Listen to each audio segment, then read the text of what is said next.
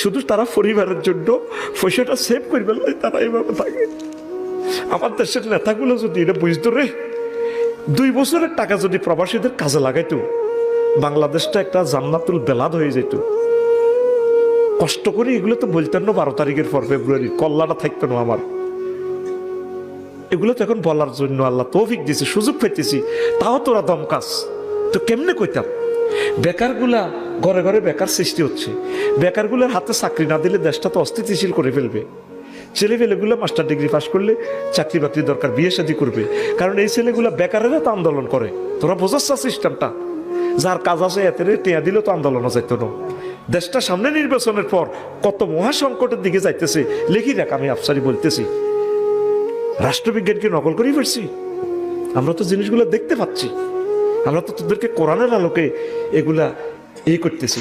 যদি একটা কলকারখানা দেয় তাহলে 1 লাখ লোকের কর্মসংস্থান সৃষ্টি হবে। যদি একটা ব্রিক ফিল্ড দেয় 500 লোকের ব্যবস্থা হয়ে যাবে। কেউ একটা ফার্ম দিল, তাহলে বিদেশ থেকে আমরা ডিম আমদানি করা লাগলো না, দেশের টাকা দেশে রইল। এইভাবে একটা এমন পলিসি করতে হবে নিজস্ব প্রাকৃতিক সম্পদগুলোকে কাজে লাগাইয়ে, জনশক্তিকে কাজে লাগাইয়ে, যাতে আমরা সুখী থাকতে পারি।